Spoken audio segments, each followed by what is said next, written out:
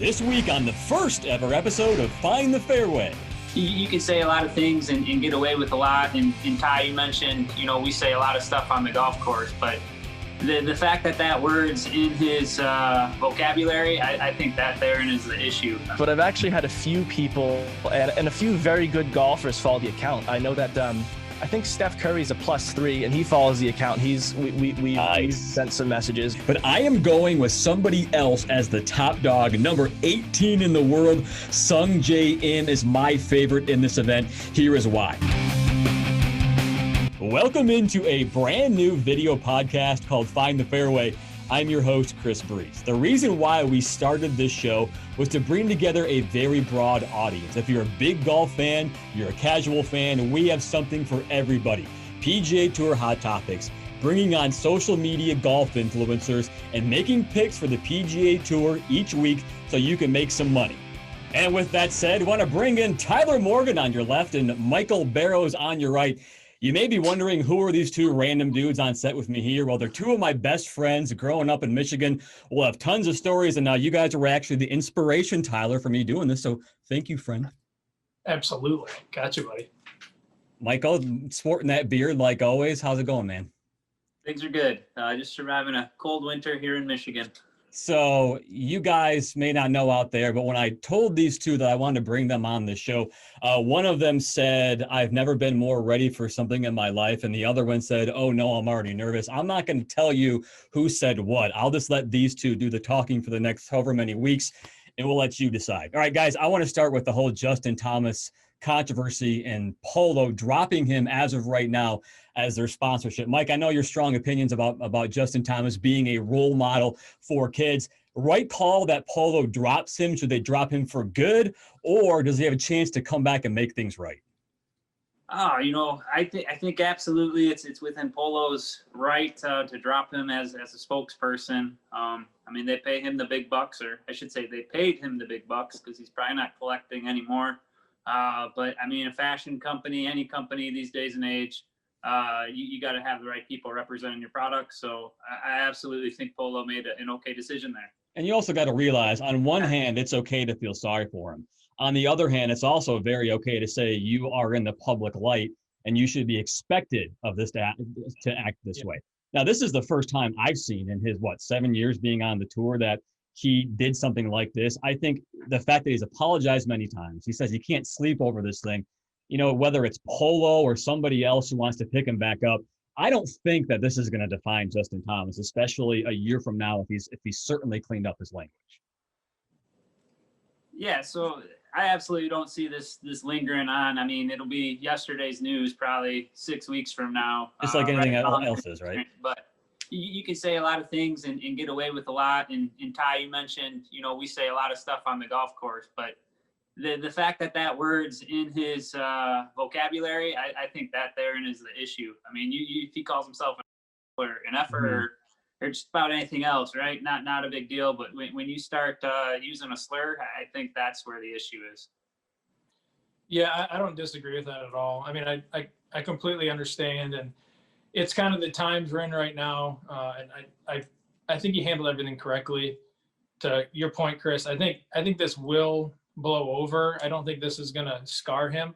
Mm-hmm. He did lose some fans, though. Yeah. That's the culture that we all live in today, and some of it is justified. And if you think about how all the golf broadcasts have been up until the pandemic, that would never have been heard, ever. No, you're right, because there's no sound out there. That's right. It's either the crowd and no one is mic'd. I'm not excusing anything. But it's a unique time that I think all these guys got to check themselves now, because you're able to hear more things, than you ever thought you'd be able to hear on the course. Well, I was just going to say the same thing, that I think other guys are going to look at this and say, that could have easily been me. It's not going to be them now, because they saw the dumpster fire that turned into Justin Thomas, and who knows how long he's going to be answering questions on this. That's a good point, Tyler, because say 5 years ago, there is no way anybody would have heard anything. You can look at like a football game too. You're hearing everything on the sidelines. How many times have you seen people dropping F-bombs in 2020 on the football field and you never heard that in the past? Yeah, I think, out of everything that COVID's brought, that's been the best part of at least sport, is kind of hearing that action. It stinks that there's not fans out there, but you kind of get in the mind of what these guys are really talking about with their caddies. And then if you've been watching any basketball or football, like you alluded to, you're hearing firsthand what it's like out there on the field or the gridiron. So it's pretty cool. But yeah, back to Justin. It's unfortunate. But yeah, Ty, you said it best. No one else is going to make that mistake. And hopefully for him, this is going to be in his past. And maybe the next time we talk about Justin Thomas, it'll be about him winning a golf tournament and not about what happened last week at Kapalua. A lot of hot topics, guys, that we're going to talk about every single week on Find the Fairways podcast.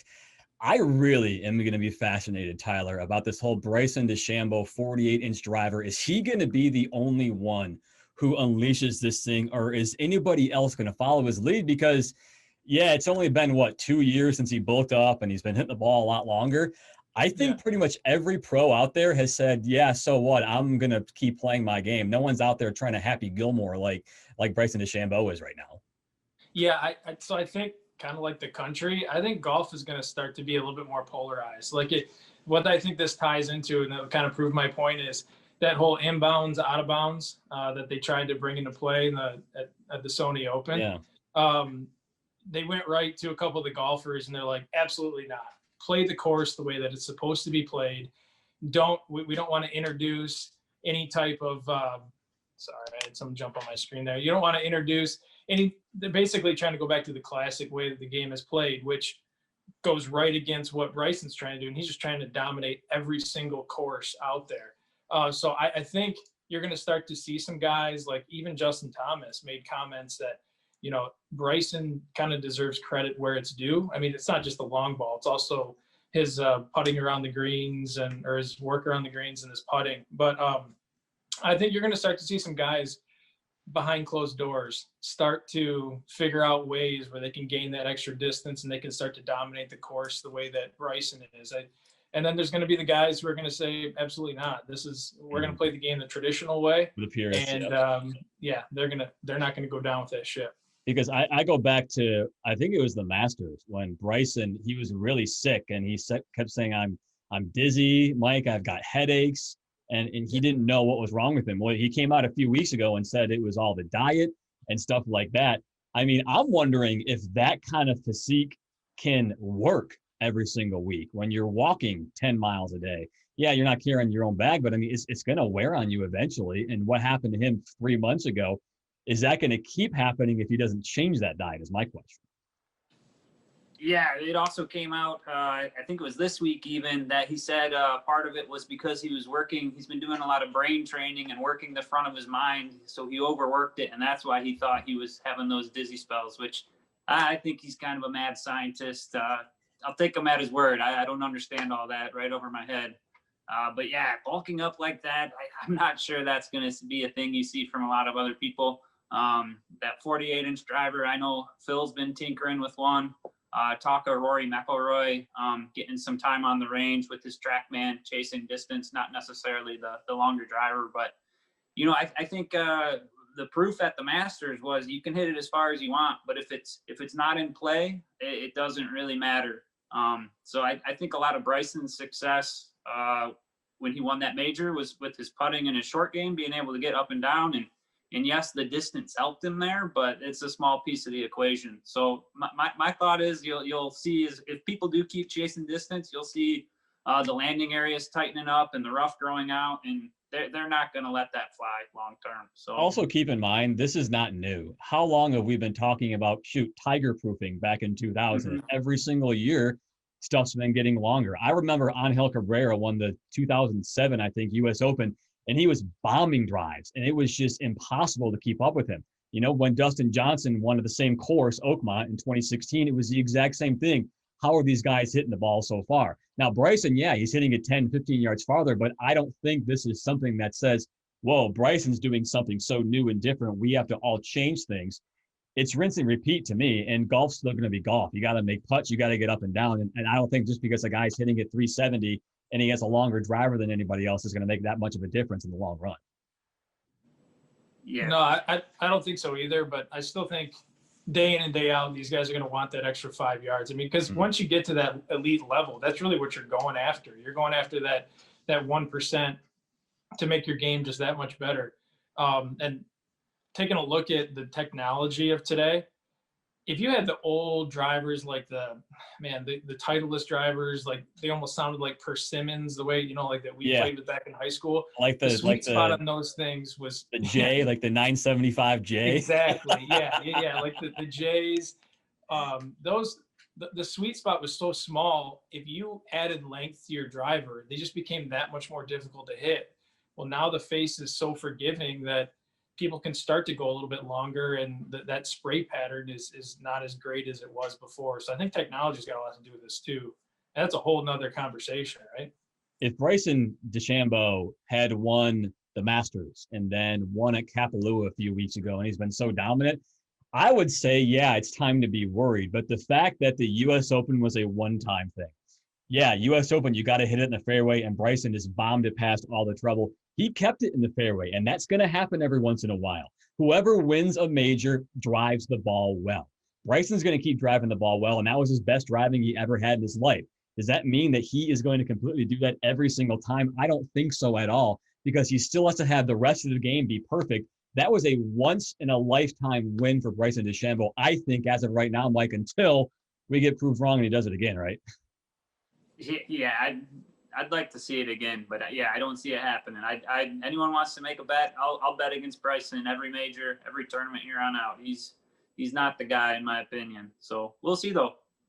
Now, I've been wrong many times before. Bryson DeChambeau is not your traditional golfer when it comes to apparel. He does that ode to the late Payne Stewart with wearing that hat. And there's been a lot of debate and talk recently about the PGA Tour and the European Tour, really. Are they going to change protocol on what players are wearing? You looked at Tyrrell Hatton a few weeks ago, won the BMW PGA Championship on the European Tour wearing a hoodie. Other guys have been wearing like these jogger pants and stuff like that. I know Brooks Koepka wears those muscle shirts. Tiger wears them too. I, for one, Tyler, I would like to see the game go in that direction because, again, it goes to catering the audience that you want to have, and the game needs to grow.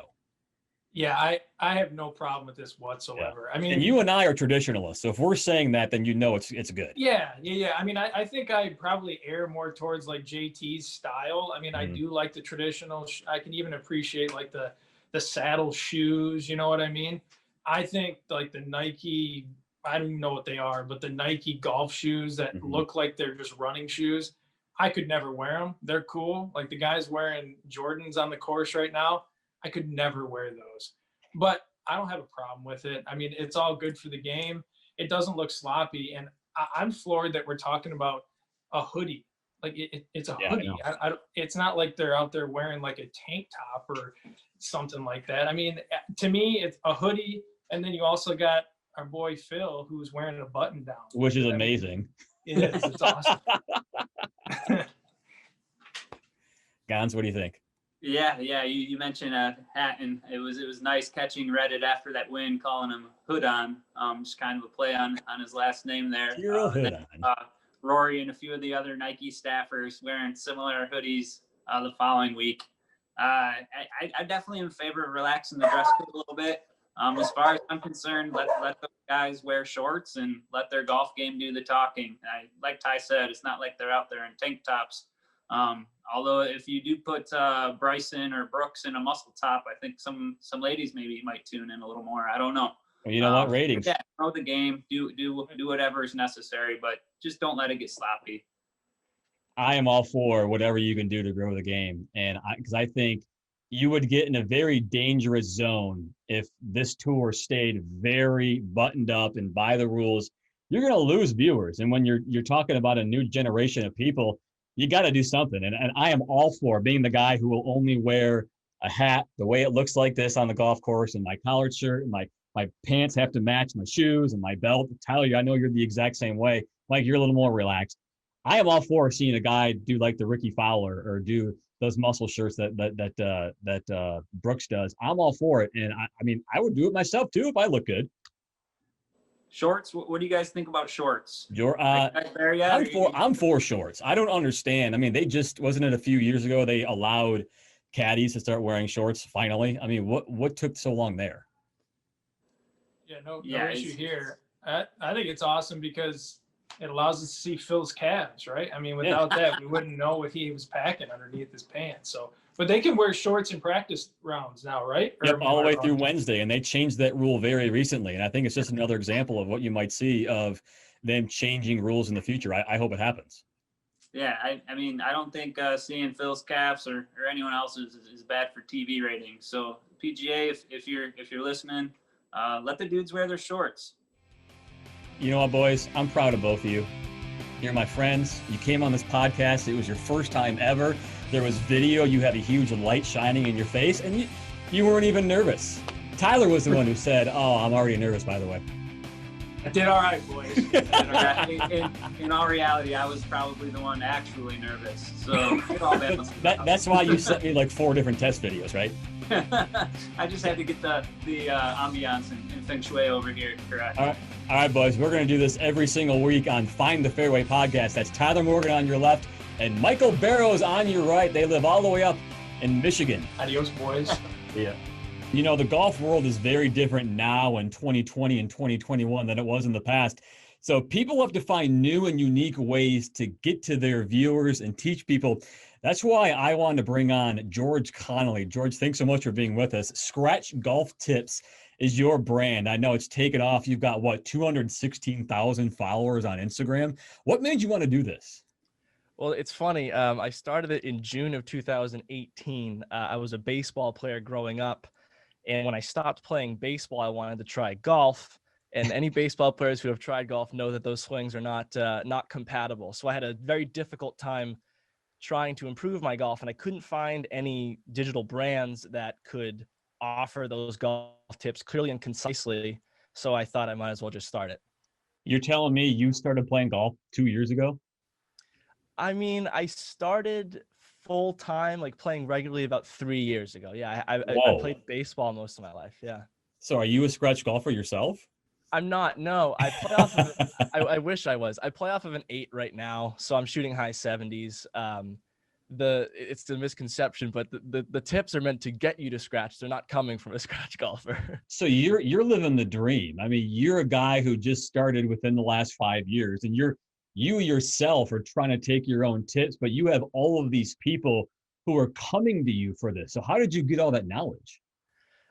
You know, a lot of the knowledge has come from just consuming as much content as possible, because if you look at the brand, I'm creating, maybe a quarter of the content. The rest of the content is curated from some of the best coaches in the game. I have a network of PGA professionals across the country, across the world, who send in some great content, and I benefit from having content to curate, and they benefit from the exposure. So I've had talks with these guys. I consume their content. I share their content. So it's just every day I'm putting stuff out there, and not only am I posting it, I'm reading it and writing about it. So I'm taking in as much as the audience is. Okay. So if anybody would know, I'm going to go down from people who want to break 100 all the way down to 70. If anybody would know what it takes to hit all those milestones, it would be you. So what would be the one thing somebody who's trying to break 100 really needs to focus on the course? Sure. I think what someone who's trying to break 100 would lack is a level of consistency in their game. And the number one thing I would focus on at that level would be finding a consistent ball flight. And by that, I mean, is your shot going left to right or right to left, draw or fade? It doesn't have to be a 1 yard baby fade every time or a 1 yard baby draw every time, but knowing how your ball is going to fly is huge. And, the big misses happen when you're trying to hit a fade and you hit a draw. So just try and get on the range, get as much range time as possible. I know that not everyone can practice all the time, but just try and find a repeatable direction of ball flight, I would say, for breaking 100. So basically you're saying accept the way your ball goes a certain way and just play it that way. Okay, so for breaking 90, I feel like anybody who has a solid core of the game and fundamentals, who can hit a solid golf shot, they can break 90. So what would that be for somebody who just can't quite get down there? What would be key for them? I think, like you said, that level of consistency is there for someone trying to break 90. A big part would be course management. And course management is something I talk a lot about, and I think it's overlooked by a lot of people. When I say course management, I'm referring to club selection, target lines. It's not always on a par 4, step up and hit a driver as hard as you can. If it's a shorter hole, You might want to take out a long iron or a 3-wood and just get yourself in good position. If it's a tight hole, you want to get yourself in the fairway. So instead of just reaching for the driver, just making different decisions with course management and understanding, maybe I shouldn't aim at this pin because there's water right next to it. I should aim towards the center of the green. So kind of, it's not technical. It's actually much easier than implementing a swing change. It's just being more mindful of your management around the course. How about breaking 80? Because I would argue that somebody who can break 80, maybe just barely shoot 79, they have the potential to compete, not consistently, with somebody who's a scratch golfer. They just don't have it every single hole. So if you're right around 80, how do you get below that? I know that for me, the biggest thing I focused on was short game, a lot of putting, mostly putting. If you can scramble well, get the ball up and down, and when you're not hitting greens and reg, you'll notice such a great improvement in your scores. I know that I've had days where my ball striking has been very poor, but my flat stick, the putter, if you're making putts, you can get your scores down there. So if you're in that mid 80 range and you really want to dial it in, lower those scores, work on your lag putting, those 45-foot putts that a lot of people 3-putt. If you can 2-putt a lot of those, get some nice up and downs, you can lower your scores a lot. What about breaking 70? Have you had anybody come to you who's basically a scratch golfer and says, hey, how do I break 70? Or are those guys so good that they're not going online to find tips? I think a lot of them are much too good to be going online for tips, but I've actually had a few people and a few very good golfers follow the account. I know that I think Steph Curry's a +3 and he follows the account. We've sent some messages. And I think if you can shoot mid to low 70s and you're looking to break that 70 number, you can do a lot right. I think one of the biggest things would be shot shaping control. And that's something that takes a lot of skill and a ton of club face control. But there's a great visual that Tiger Woods has always used on the range. He puts up a 3x3 grid, like a tic-tac-toe board, and you just got to work on each shot. So the bottom right would be a low draw for a right-handed golfer. Top left would be a high fade. And just working on having all those different trajectories. It's difficult. It takes a ton of practice. But if you have all those different shots and you can turn to them consistently, then you can really navigate yourself around a golf course nicely. Well, hey, maybe if Steph Curry took some of your tips, he'd make a cut on one of these events, right? Exactly. Who's your favorite swing on tour? Not named Rory McIlroy. Oh, well, he's definitely up there. My favorite swing right now is Xander Schauffele. I've been a huge fan of Xander. I love him too. I'm a huge fan. I watched him play in Rhode Island, I think in 2017, and that was before he had any wins. And I saw him. I was like, this kid can play. And I know his caddy Austin well. He's been on my podcast, and I'm a big fan of him as a person. But if you look at his swing, the finals are all there. I expect him to pick up some wins really soon. Yeah, the reason why I like him so much is not so much his swing. I just love his demeanor. I mean, he's not cocky, but he's so confident in what he's doing that if he has a bad shot or a bad hole or a bad day, that means nothing to him. Absolutely. I mean, I think some of the announcers on tour have said it, but if he makes an eagle, he'll react the same way as if he makes a double bogey. And I think that having that level of level-headedness on tour is really important because we see guys like Jon Rahm who are, get flustered more easy. They can struggle down the stretch, but Xander, he's very level-headed.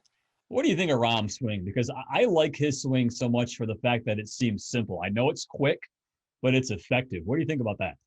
I don't think it's a teachable swing, but I think there are things that. Why is that? Because the tempo is so quick. And I think if having a quick tempo is the very last thing an amateur golfer wants. You can look at Xander Schauffele is actually a great example. Very slow tempo. Sung Jae Im, very slow tempo. They want the Hideki Matsuyama pause, is what you're saying. Oh yeah, even that. The Matsuyama pause is big. But I think one thing that Rahm has implemented that's helped him a ton is the short backswing. And Finau's done it too. And those guys can shorten that backswing and still hit the ball 320. So I think it's a good teaching lesson that you don't have to have this full Rory McIlroy, this full Adam Scott backswing to get down there. And I think that's something that Rahm has done really well. George, my two friends who were on this show just before you a few minutes ago said, hey, can this guy give us virtual lessons? If I send him a video, he tells me what I'm doing wrong. Do you actually do that?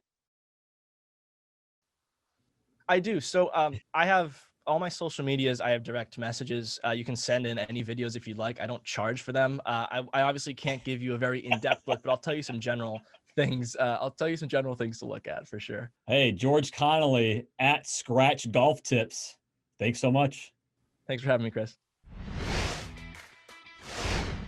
And hey, who knows, maybe one day George will be giving lessons to the guys in the PGA Tour.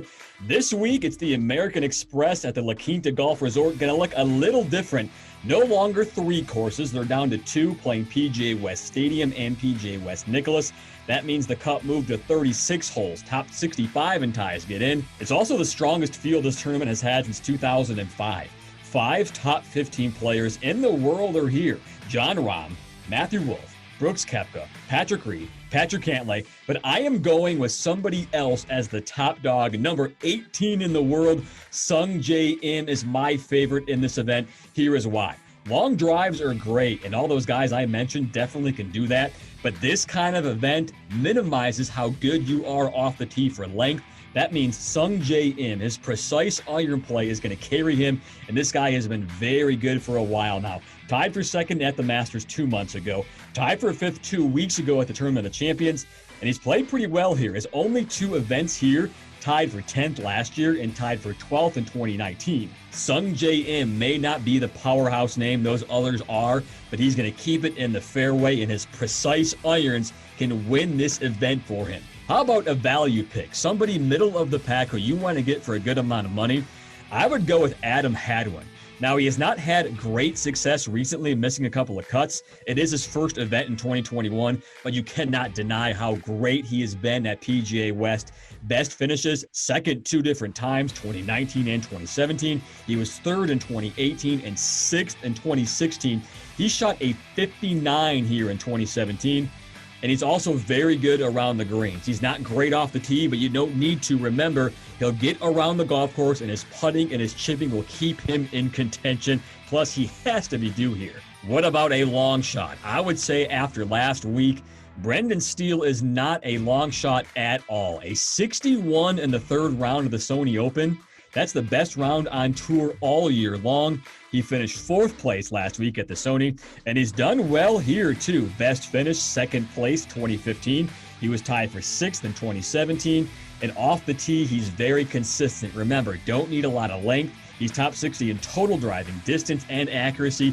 That'll go a long way, and the guy is hot. Ride him to the finish. All right, these are my 3 picks. Top dog, Sung Jae Im, even over all those top players in the world. You don't need to be a bomber. You got to have precision iron play. My value pick is Adam Hadwin. Hasn't been great this year, but that might mean not a lot of people pick him, and he's got to be due at PGA's West Stadium course. And my long shot, Brendan Steele, coming off that 61 last week. Go pick those guys and make yourself some money. And of course, next week, I'll come back and show you how I did on those 3 picks. Hey, thanks for watching the first ever episode of Find the Fairway. I'm Chris Brees, and we will see you next week.